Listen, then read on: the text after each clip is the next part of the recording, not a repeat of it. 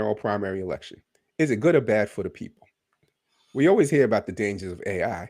A recent study suggests ChatGPT rots your brain, as if we can afford for people to get dumber.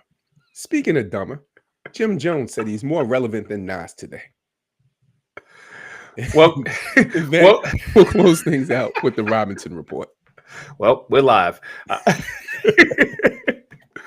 Clearly, none of us were like Rock, the show on Fox, which was done live, but they still were excellent and didn't make any mistakes. So that's why none of us have a career in theater.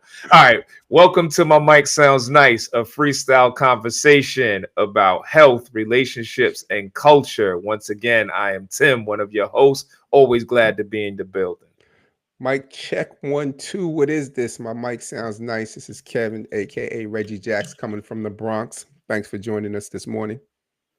My mic sounds nice. This is Aaron. What's the dealio? I'm looking at our connections, making sure we are on YouTube and Facebook. I got this. We ain't good connection. You're a little So low if you want to Yeah, yeah, but bump, say bump your levels. your mic isn't sounding as nice as it should. Yeah. my mic ain't nice. All right, That's nicer. that's That's nicer. yeah. All Nice right, and smooth is funky. All those hip hop junkies. Yeah. Uh, And you. Yeah. so what's going on? It's been a minute.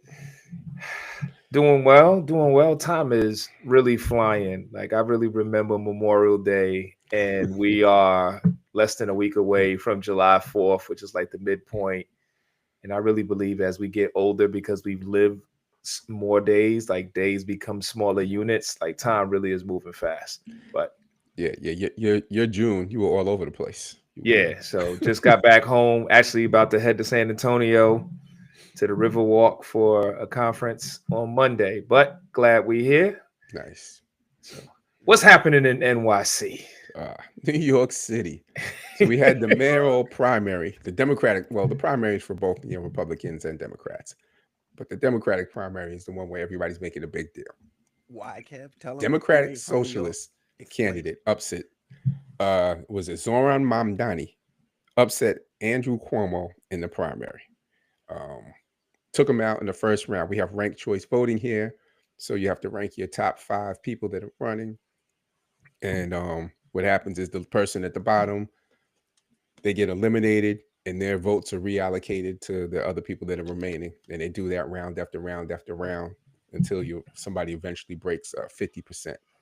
Zoran Mamdani, the first night, who wasn't expected to be the leader, he was the leader by about 7 percentage points. He had like 43% of the vote.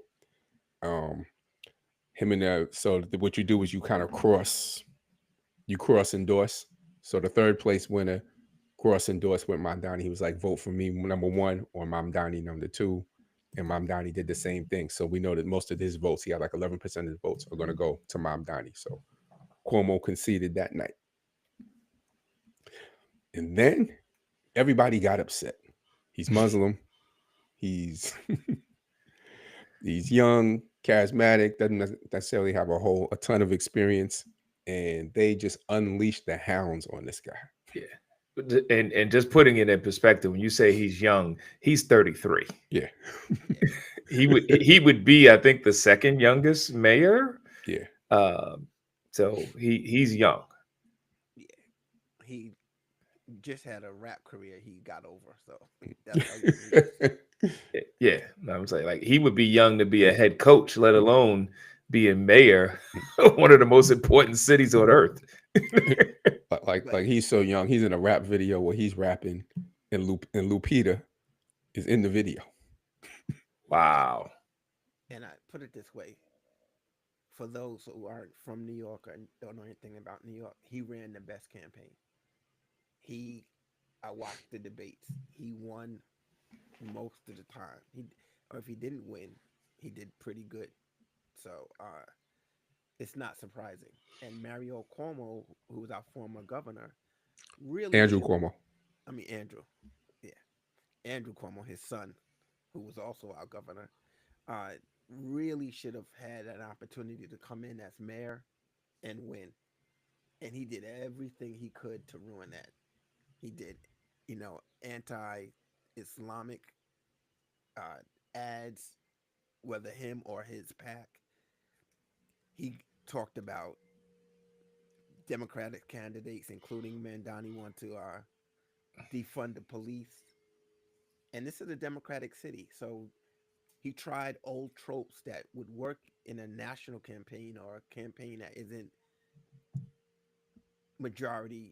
You're trying to talk to the Democrats in New York who basically run New York City. And it was like he was tone deaf. And he also got kicked out of his governorship. So he wasn't even humble about the fact that he messed up the bag when he was governor. So the path was set for this guy to upset and win. He ran a really grassroots campaign, and he deserves to win. Hey, check your mic, man. Turn your mic up closer. It's really low. I turned it up. I don't know what else you want me to do. Then Bring it closer. or speak with your chest. Do something.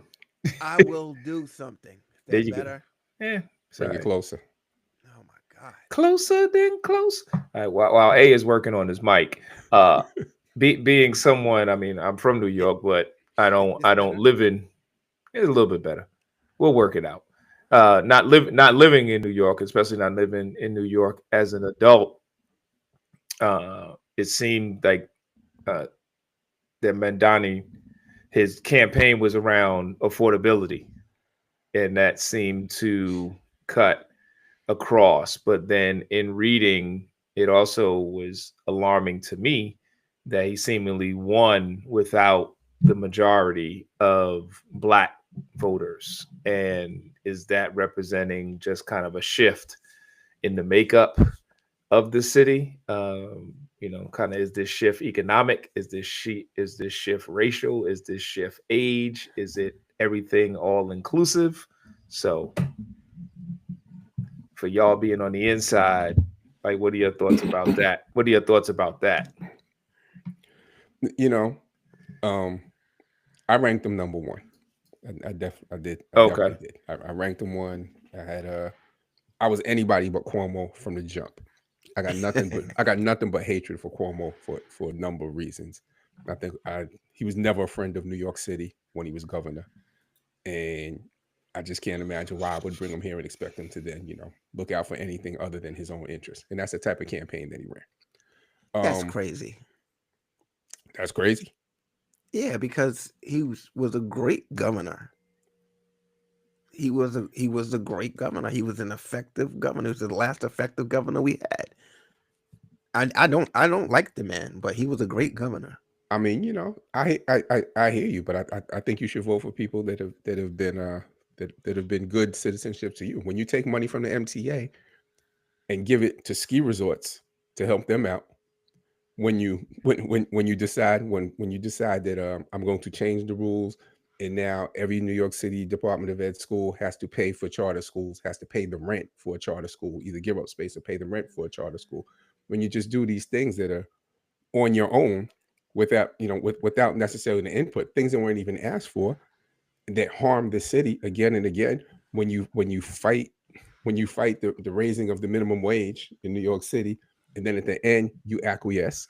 When you control the MTA and the city subways are bad and not on time in 2017, and then eventually, after things get so bad and you control the pockets, then you come in and you flash in with the money to improve things. Like you do you playing games, and you play games because you dislike the mayor, because you would dislike de Blasio. So it was a personal thing. It wasn't necessarily for the people of the city. So now how am I then going to believe that you're going to come in here for the city and you're going to represent the city well? You're going to represent the things that are your interests. Was he effective as a governor for not just New York City? Because he definitely had it in for New York City. But was he effective as a governor? Yes or no? Overall. He was all right. Well, for what it's worth, you fixed your mic. You sound great. Yeah. Yes, I had to get him going. Yeah, basically that you had to pull the lawnmower because now A is mad, but he sounds good. Now he's yeah. But anyhow, so it's the concerns about Mamdani is that he won in a lot of the kind of the gentrifying areas of New York City, the the more wealthy areas, college educated areas, still the people making under $50,000 in the majority Black areas, and the ones that have not gentrified as of yet, went towards him. The Jewish areas, because people are definitely concerned because he's been pro-Palestine.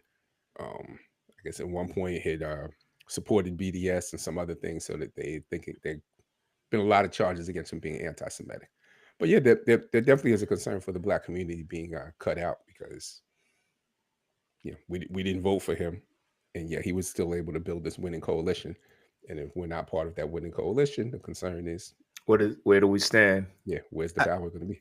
I think that's a primary, and Black people will come around and will vote for him over Cuomo or Curtis Sliwa, as they continue to most likely will be continue to be candidates for the governor. I mean, for mayor. So I'm not as worried about the Black community in that sense. What does concern me is senators in Washington trying to get him deported out the country. I mean, they really have it in for this guy, like Kevin said. So I think it's going to get far uglier for him. And where typically the Democratic primary winner would have a basic cakewalk to the mayorship. Not this time. This time, I think it's going to be different. Yeah. Well, it's definitely something we need to be watching and paying attention to. And I'm glad you brought up the senator piece. It's also interesting how things are reported and handled locally versus nationally. And then depending on which outlet you go to focus on, because definitely like from a national level, especially me living right outside of Washington, D.C., one of the lead things like, is you're going to have a Muslim mayor in a city that has such a strong Jewish contingent and all of that. With like, is that really the lead story? Like, is that what he ran on? Like, I don't think so. But like Tim, one of the crazy things is somebody put up, I think it was Charlie Kirk, said that after 9/11 killed like 2,000 people, now you're going to elect a Muslim mayor. I'm like, okay, are we crazy here? Like, is this every Muslim? Do we do this with any other race or religion of people that have committed atrocities? And the gentleman that just won at 9/11 was 9. Like just to add context, because we're almost 24 years from 9/11. Not saying that it loses its importance, but I'm just saying that we're not even talking about an individual who was an adult in a position to give voice. 9/11 is a historical fact for him. He barely probably remembers it. And real quick about him, he went to he was born in Uganda. His father is a college professor, I think African studies or something like that. Came to teach here in America. He went to Bronx Science, went to Bowdoin College, graduated from Bowdoin College with an Africana Studies degree. And his first job was doing like resolution work for people that were getting kicked out of their homes. So I need to impress upon, because I didn't understand from the outside point of view with Tim saying like how it was covered. He won because he ran a really, really good campaign for outsiders. And we also was hearing that like he used social media and was hitting the pavement and was saying like, Cuomo was doing the very traditional type of campaigning. And honestly, mathematically, if you're still doing the old way, the audience that you're speaking to, I don't want to be crude, they're dying.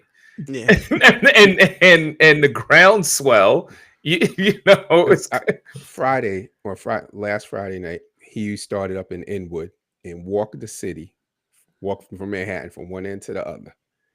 When he was in Washington Heights, he was with Kid Merrill. So they were walking through the Heights, bumping into people, talking, barbers, all types of people's coming around. He did this throughout the city. People started trailing him. When he gets to, Times Square, people all over him. I mean, He worked it. he worked it, and people are interested. And what I really dislike is people are not respecting the voice of the people that voted. I'm Yep. sorry if Yeah, some Kev. people didn't vote. I'm sorry if they chose not to vote. Yeah. The people voted, and that's what we said. I Yep. said what I said. Tell him about your precinct and what you told your son, Kev. Oh yeah, in my precinct, he won by 1 vote. Are you serious? Yeah. So I told my son, I was like, see, you were the difference. Salute. You always got to go out there and vote, man. You were the difference. Salute. That'll work. Well, we will be following and tracking that. And so, speaking of new age and new approaches, Chat GPT. Yeah. The artificial intelligence, we're always talking a lot about that. There's a recent study done by MIT study that said Chat GPT may be eroding the critical thinking skills, according to a new MIT study. What they basically did, they set up 3 groups of people. They had them write essays, 20-minute essays around the SAT prompts. They had some write strictly using Chat GPT, some writing all by themselves, and some being able to use Google search to write them. And they found those that use Chat GPT or the artificial intelligence, they had them hooked up to EEGs the whole time, and their neural activity was much lower than the others. So the concern is, you're not using your brain. We know atrophy is going to come and all the bad things that happen with that. So these students were in college. So they were all college students. It was a total of 54. And they ended up doing 4 rounds in it. And so whichever of the 3 groups that you were a part of, you remain with that group for the first 3 rounds. And then in the 4th round, the individuals who were just using their brain without any tools then were asked to do the same thing using Chat GPT exclusively. And then the Chat GPT users were then asked to do it without anything. So the ones who were kind of in the middle, just using the search engines without AI, kind of remained the same. And they said that the individuals who had did the first 3 rounds writing for themselves actually did better when they used Chat GPT. So one of the things that came up from the study is if the timing of the introduction of the tool matters. You think about us. We had to learn the mathematical function before we were given the calculator. And so that was one of the kind of sub points that came up, was the timing of the tool being introduced increasing the impact. And you could say that across everything, that for those of us who learn how to network and create relationships before smartphones, we may use smartphones differently than those who the only way they know how to create relationships is being on social media. So timing came up. I wasn't surprised by the findings, but I definitely am going to use the findings, because I think in education spaces, we're using technology to a point where we're not making sure that the young people know how to do before it's done for them. All of this just scares the life out of me. And don't get me wrong, I think Chat GPT is just a tool, and any tool I can use a hammer to build a house or break a skull.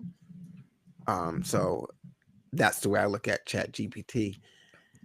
But my nephew's here with me, and I was like, oh, you should check out this TV show. And the show is 30 minutes long.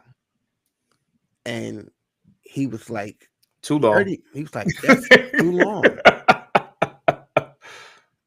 And I was like flabbergasted, but this is the mindset of the youth, where their entertainment is, at their fingertips, and the minute they don't like what they see, they can change it to continue that engagement of their brain. And I think we need to have a consideration in how we use all tools in terms of education and in raising children, when we bring these tools into their lives, how we bring these tools into their lives, and also maintaining some of the old school things that we know were healthy for our brains. And activation and activity is really important. Yeah.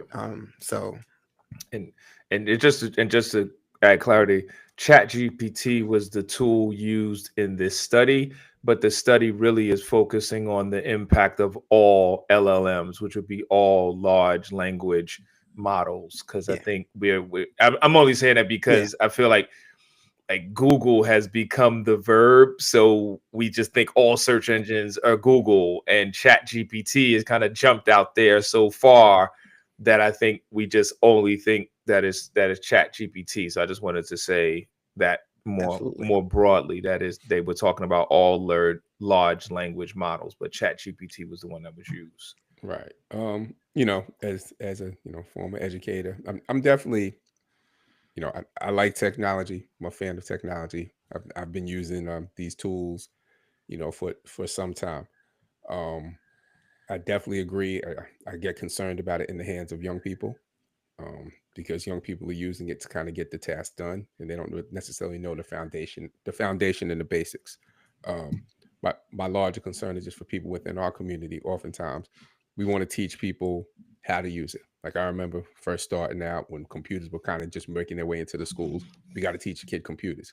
Got to teach them how to type, how to use Word and things. I'm like, no, like, we need to teach them how to program. We need to teach them how to get into these behind the scene things, so you can understand the structure of it. Overall, the usage of these things within it makes it dangerous, because the young people don't know the process. We can use it easy because we know the process. Even when I use it, even if I'm using it, I only use it to refine. I don't use it to write anything. At least I don't use it to write anything I really particularly care about, let's say. And but young people don't do that. Young people take the prompt and they put it in. But I think yes, and I feel like it's a both and, but building off of the point that Aaron was lifting up, where I feel like as a community writ large, we are losing an appreciation for the nuances of the process. So 30 minutes is too long for the show, because I'm used to getting the introduction, the climax, and the outro in a minute and 30 seconds. So the thought of watching a story build and a character be introduced and go through certain stages to then become the protagonist, and I'm intentionally using words that the young people are like, what? Like, protagonist? I'm a Protestant, so just seeing that. And so then when it comes to getting things done, because we have created this micro approach to our lives, where it's like, no, maybe taking first and second drafts to get this essay done where it truly is me, there's an appreciation to that process. I was doing a training and we were reflecting how you have that Olympic sprinter that will train for 4 years. And if their training is really on point, they're training for 4 years for an activity that they should finish in less than 10 seconds. Yeah.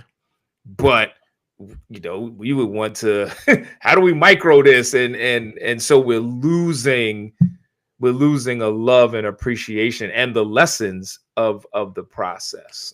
One of the things, as you say that, I'm thinking in terms of like my son, whose vocabulary is pretty decent. Yeah.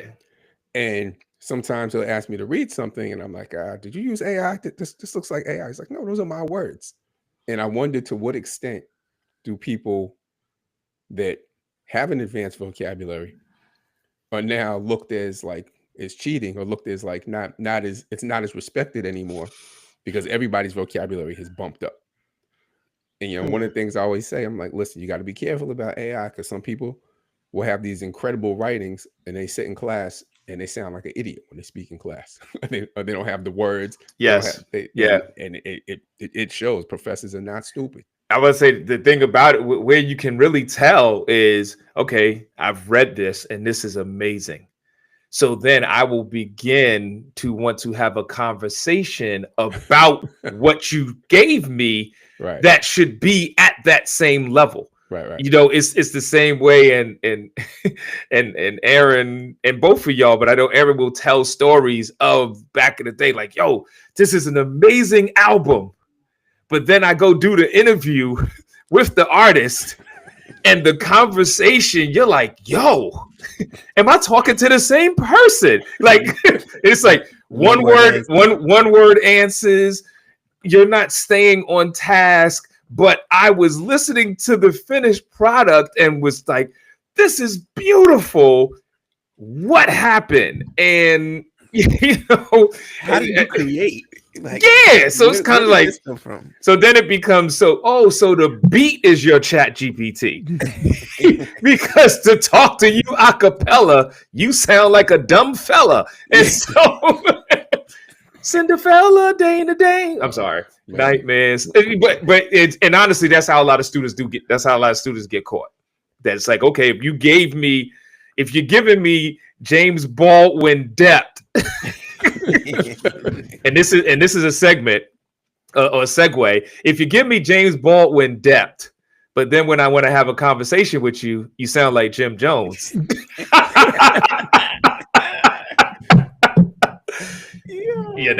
It's like, okay. Yes. So let's focus on the critical. Let's focus on the process. Understand that it is a tool. Like you said, the hammer. I mean, the hammer doesn't build the house by itself. Yeah. The gun doesn't jump out the bag and walk down the street, blast people, and then go back home. Yeah, man. Like, could you imagine if we had, large language model weapons? Like, I put a prompt in this gun and it went out and did what it had to do. Yeah. And so I had bad thoughts about you, and I woke up. In reality, that's how we fight in wars now. Drones. Facts. Yeah. Autonomous drones. Go there. Yeah, go there. Do that. And I know they got facial recognition on some of them. I'm sure they're killing people based on their face. Yeah. And so, but but it was a good research. Yeah. Something to be mindful of and to pay attention especially to. Parents. Listen, my kids right. My son works for me, and there's times when he's doing, I'm like, yo, don't use any AI for this. I want you to struggle. I want to know your words. Yeah. And it's funny because sometimes, like, before, I'll be like, oh man, this is really, really good. And then I read it to Vanessa. Like, he used a prompt. But then part of me, I'm like, yo, you must have came up how many you had to, because prompt writing is also a skill. Yeah. But it doesn't forego. Learn how to write. Get your vocabulary up. Like we listen to Rakim and Chuck D, and they increased our vocabulary immensely. So we read Village Voice articles and all that which were long reads. Like Village Voice as it's like this big. It's like, yo, this is really, really long. Yeah. And so I bet when y'all in the Scribble Scrabble days, like, this article has to be how many hundred words? Like, what? Yeah, it's funny when you're in college and school, the word count is like, yes, 500 words. When you're getting paid for it, you're like, yo, how many words? Yeah, the dollar word. Yeah, that's what you like 250. This ain't nothing. Be like, I'm losing money to give you 250. Yeah. So funny. Good times. So speaking of good times, speaking of good times, Jim Jones was recently on. I don't even know what he was on. Was it Joe and Jada? Wasn't it the Joe and Jada podcast? It could have been, but I think he's made these comments in a couple of. I would say now. he's been making the rounds. Yeah. I know that one of these was on the Joe and Jada podcast. Yes, that's where it started. Because when Fat Joe was kind of like Nas, like trying to give him an out, like trying to take this door. Yeah, like let's make a deal. Like, are you sure you want door number 2? yeah. So Jim Jones was comparing himself to Nas and said that he's more relevant to the kids today than Nas, and then kind of halfway kind of insinuated that he was better than Nas in some of the points in subsequent interviews. Yeah, and also how hot he is in the mic in the booth right now. Cats are scared to get in the booth with him. Yeah, and I think what it was, he took somebody that was like 20, 21 years old and said that they like Jim Jones more than Nas or something, and he used that as his segue to first of all, talk his talk. Any youngster, and he also said Billboard. Like, I'm like, let's not lose like hip hop kind of anecdotal measures, but then he also called out a comparison between him and Nas using industry measures as well. And then the internet is undefeated because within like minutes somebody made the chart, put it up, and just showed that there's no comparison. But I just wanted to add that he was speaking in both realms. Jimmy. I'll say this. I'm all for believing in yourself. I'm all for it. And hip hop, you should be confident. But you don't take a pillar of the art form. You don't take someone who created perhaps the single greatest album, arguably, to a lot of people, and if not, definitely a top 5 album of all time in hip hop. You know, and even in the worst case scenario, top 10. But I think you know what I'm saying about Illmatic. Nas is one of those artists. He's like a pillar of the art form. He shouldn't even be in your mouth. You can easily say, yo, I'm relevant with these youngsters. I'm hot. I keep myself in the street. But the truth of the matter is, Jim Jones, is young people think you old and they think Nas is old. And they ain't thinking about neither one of y'all if we want to keep it a buck. Mm. So I'm just disappointed that he couldn't read the room. Yeah, I think the it's showing this. I mean, the whole thing about being relevant, that's subjective. And I mean, because you think about Nas, he recently won a Grammy. Yeah. For the part of the trilogy of albums that he just did with Hit Boy. And I think because when you're thinking about Nas and his relevance, so much of his impact is not front facing. You know what I mean? But you're thinking about what he's done with Mass Appeal. It's like, okay, you want to talk about relevance. Like, yo, Kev, me, you, and Lou, we stood in Yankee Stadium on August 11th, 2023. And one of the major sponsors of that entire event was Mass Appeal.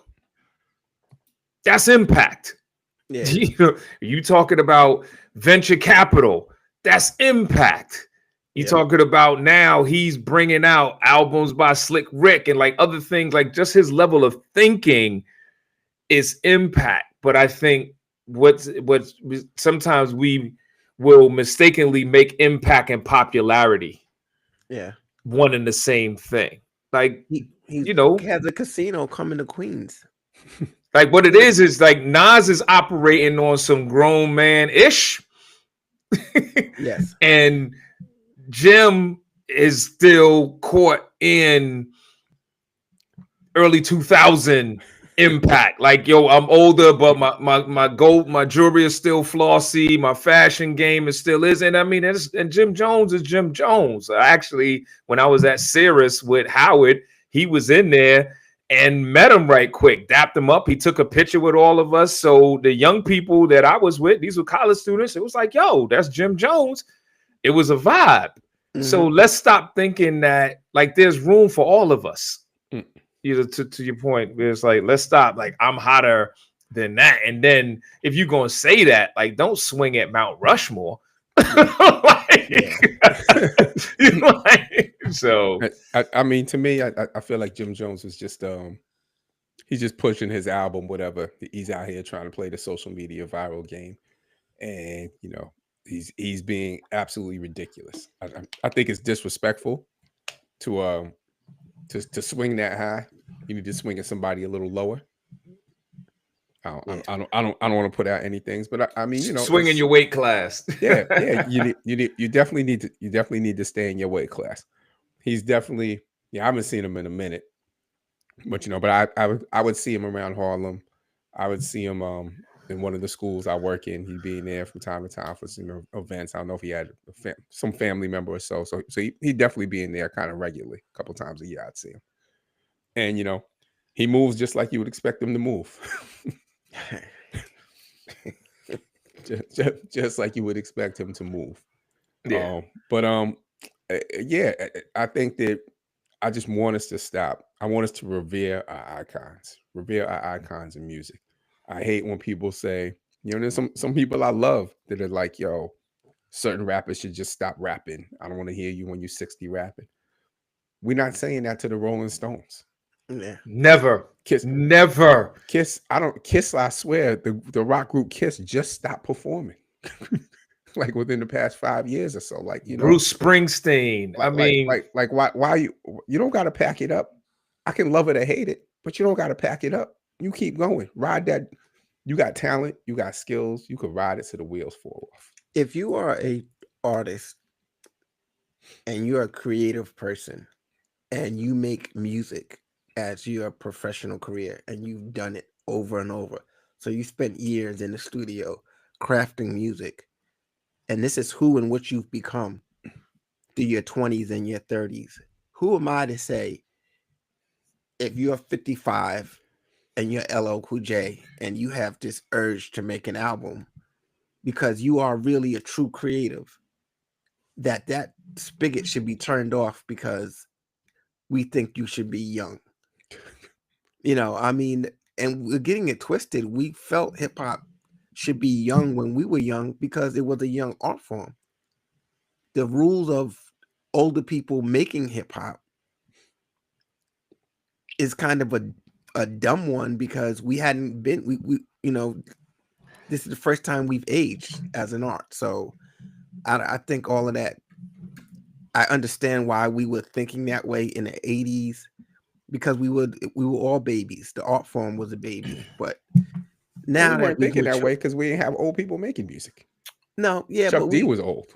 Yeah, but we felt like we were on that old school stuff in the late 80s, and that's why you had stuff like Leaders of the New School, and we looked at Busy Bee and them differently 10 years later, you know. So there was that kind of thing where people got pushed out, but that wasn't really about old school. That was about music advancing. Stylistic. Yeah, I think it was a combination of stylists being stylistic, but then also like we are, and I'm saying we as even us here as this podcast, I feel like we are first generation industry. Yes. Where like the Busy Bees, like though there were artists who were pre-industry, even though they were formulating the industry. Like you think about like Beat Street, Wild Style, that's really pre-industry.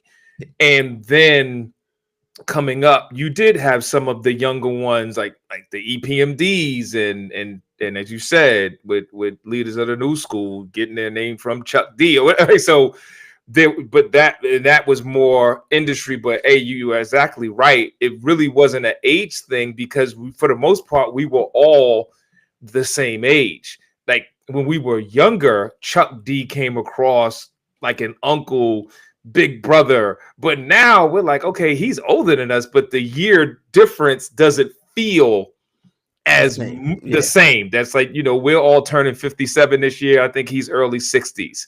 it feels a lot closer than when we were 22 at the hip hop conference and he's close to 30. Like, we're looking at him like, yo, like, you speaking of wisdom like my dad. But now we're like, we could have hung out. You know? But he's 64. So I think there's really a new challenge with this growth, because now you have an art form and a culture that is more than a half a century old. And but industry will make you think you're still competing for the same little pie. That, you know what I mean? It's like Nas should be able to make music. Jim Jones should be able to make music and fill up and meet the people where they are. And our children may not need to know who they are. That's cool. It is what it is. But don't be disrespectful, because you never will meet a rock music, like a rock band, that would just be like poo-poo to the Rolling Stones. Yeah. And the thing I want to say, Kevin said that Jim is probably trolling. And I was thinking about that as he said it. And there may be a sense of him trying to get headlines. But when I watched him, I believed that he believed that. I didn't feel like he was just say, hey, I'm saying this for an album. Like, and I think sometimes even when people are trolling, they low-key believe what they're saying. They don't say, hey, let me just come up with this outlandish thing and let me say that. Like, he said it with conviction. Yeah, like, the word that is bad. He believed that. Yeah. So now that could make him a great actor. Yeah, maybe he is. But like a lot of times in this social media world, people are like, oh, well, that's just the internet. Like, the internet is this place where you get to be, where you can say outlandish things and you can be disrespectful. Yep. And irritate people and get them to respond, then it's okay. That's not okay behavior. Yeah. It's not okay to live life that way. But I also believe Jim believed it. Even if he was trolling and using it for engagement, he meant that. He meant that. And hey, it worked, because he made it to the segment of our show. Yeah. So we gonna, we're gonna keep balling while Nas keeps winning. Exactly. Facts. Nas gonna be at the opening of the casino in Queens talking about Jim who? Yeah. He's gonna give Jim $15 to spend in the casino. Yeah, when he gets on the coach bus. Give him the chips. So all right. So now, what's giving us life? Where we at, or what's making you angry? Giving you life. Or making you angry. I'm not gonna be angry today. Yay! What? Wait. Rewind. Okay. All right. Okay. It might be a little angry, but it's in support of my man Zoran. Okay. All right. So, you want me to go first? Are we gonna introduce the segment? We got music yet? No, I'm just saying nobody even said the Robinson Report. You're right. You're right. One of those things that are giving us life. Now we're going to get into the Robinson Report. Robinson Report. Like, shout out to my man. Like, no, show a little love, Kev. Show a little love. All right. So I'm gonna do a book. I read this book back at the beginning of the year called "Making Democracy Count" by Ismail Volch. I think, Aaron, you and I talked about this book, and the book is basically about what's the best way to determine who should win when multiple candidates are running.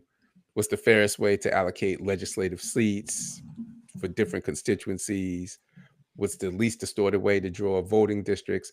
And it's a little bit of math, but it leans into heavy to the different types of voting styles. I really think that because Zoran won, I believe he was able to win because we have ranked choice voting in the primaries. And I think it's something which allows you to, you're punished for being mean towards people like Cuomo, because Cuomo wasn't ranked. People decided not to rank Cuomo because of his disposition towards others.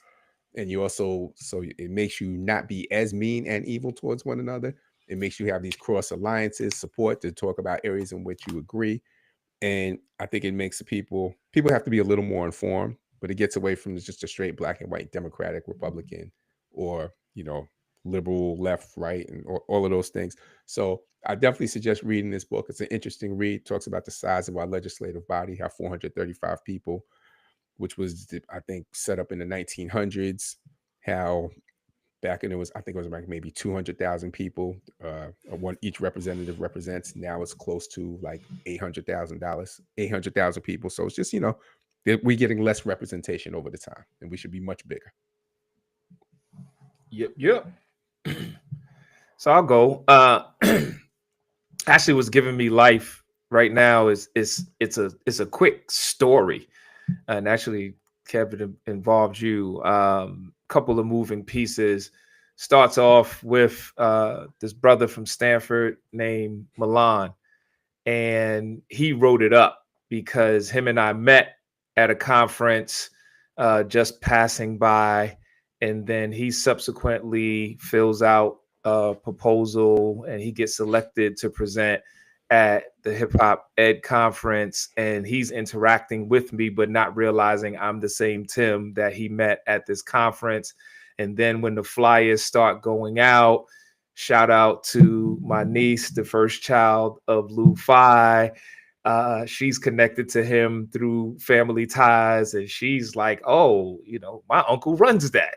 and he's like, who's your uncle? Uncle Tim. He still ain't making a connection. And so then we meet, and it's really cool. And so the lesson was, showing respect, because you don't know in what context. Because when I met him, I really wasn't leading much of anything. But then in this setting, I'm kind of running pretty much everything. But then also he introduced me to an artist named Ruben Vincent, who is really the one that I want to lift up. He's an up and coming artist on Jamla. And he got to Jamla because when he was 13, Milan tweeted Knife Wonder and was like, yo, I don't know this kid, but you need to check him out, because they were in North Carolina. And so now Ruben Vincent is about to be 25. And the first time him and Milan met was at the hip hop conference a couple of weeks ago, but they had a relationship for 11 years. And so then Milan introduced me to Ruben Vincent. Now Ruben and I, we text every day, and he's been excited, just like having a big brother. And then the web got even nicer, because then it's like, oh, Ruben, you're on Jamla. Oh, so I was Young Guru's first manager. What? Like, Young Guru's my little brother. So just the way things can connect is just my Robinson report. But definitely check out Ruben Vincent. He's working on an album with Ninth that is going to be really, really exciting. And just wanted to celebrate brothers and brotherhood coming together in all forms. So that's my Robinson report. Nice.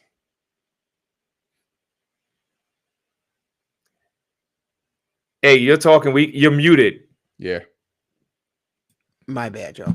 And I felt like you were saying something powerful, because the way your face was moving. So I hope you remember what you said. It was important. I felt it. Say it again. Now it's gonna be like, that's all he said. I know. Exactly. I'll be like, oh, go back on mute. No pressure, but it better be profound. And it ain't. No, what I was saying is, normally on the Robinson Report, I like to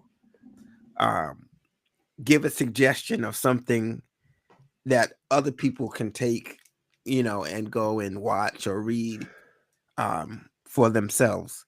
However, the name of the segment, or one of the tenets of the segment, is what is giving you life. So, in all fairness, right now I have my nephew here for 3 weeks. And if that ain't giving me life, ain't nothing giving me life. So he's here, and he's a teenager, and all you parents out there who do this 24/7, respect. I get it. Only a little bit, but I get it. But it's wonderful. About to take him bike riding tomorrow. Trying to squeeze in all the time I can with him.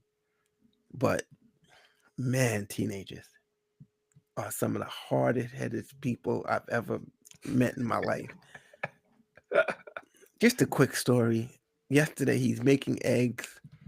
He sets the smoke alarm off. I walk in the hall. I say, "Hey, bro, turn down the heat." He's like, "It's only on medium." I'm looking at the oven. The flames are at to the top of the. I'm like, yo, the hood is hot. Like, yo, the wall is glowing. Like, just turn the heat down, man. It's, when he said it, I have it on medium and I can see it's on high. I'm like, and then he turns it down right in front of me.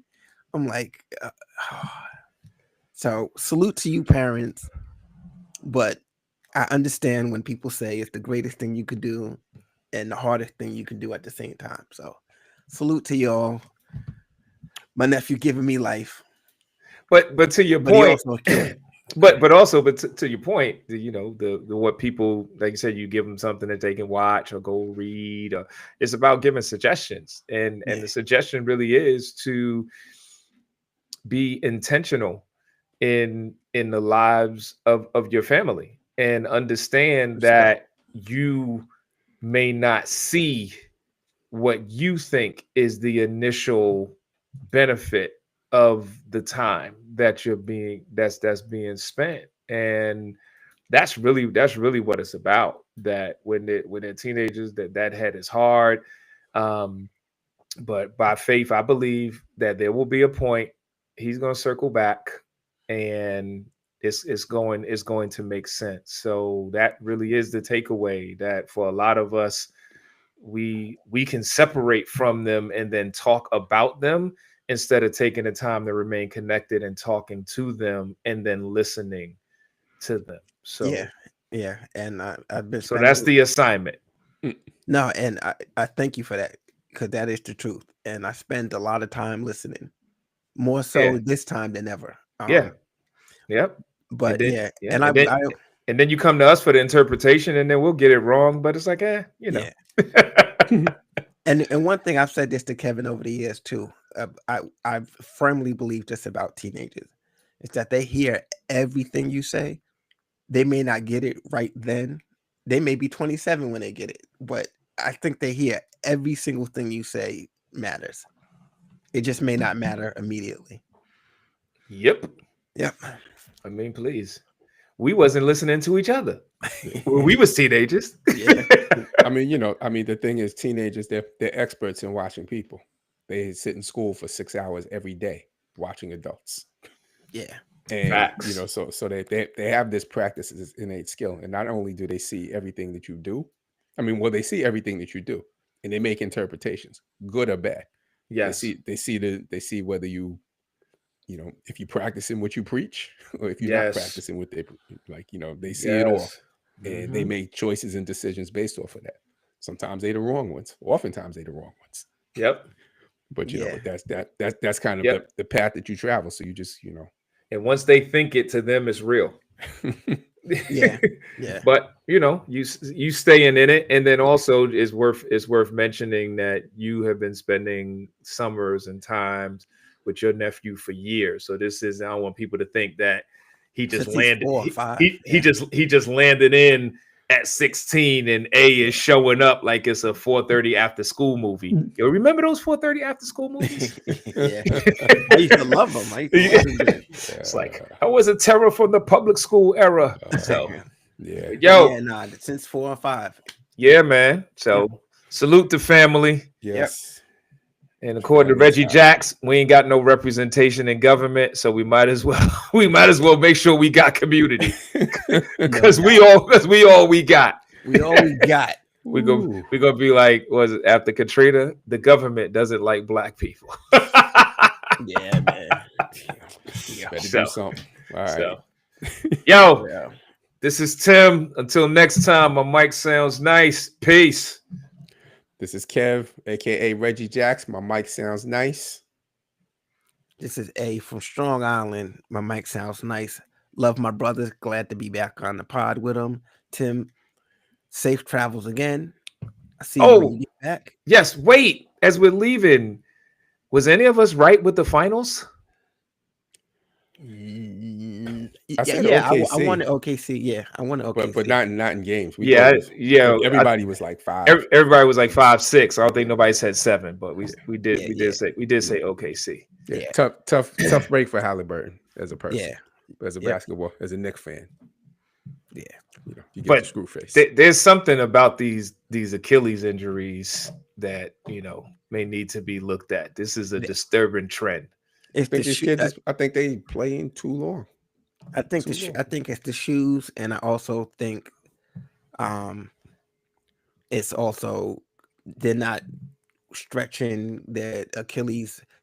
And I saw something online real quick about they have these sneakers now that are stopping and grabbing the floor, and all of the impact goes from the sneaker to their calves. Straight up. Yeah. Like think about it. They're not even wearing high tops anymore. Yeah, that's what I was saying. A lot of people was making that point that like these newer basketball shoes are not high tops. Yeah. Yeah. They mids at best. Like, you know, they're not wearing high tops. And the pace of the game is faster These Yeah. kids are training. all You the know, time. You're 25, but you really got, you've got as many miles probably as Jordan had at the end of his career. Especially Yeah. with AAU playing 3 games a And day, and, twice, and 2 weekends. and the pace of it, and as you're saying, so if the shoe is gripping the floor and the pace of the running and the stop, this, that, and the other. So, but yeah, they're gonna figure something out because Yeah, they won't let this stand. hopefully they all recover quick because it's definitely gonna impact next season. Yeah. Kind of open the East for the Cavs and the Knicks. Yeah. For real. But all right, y'all. Till next right, time. Peace, All right. peace. Peace.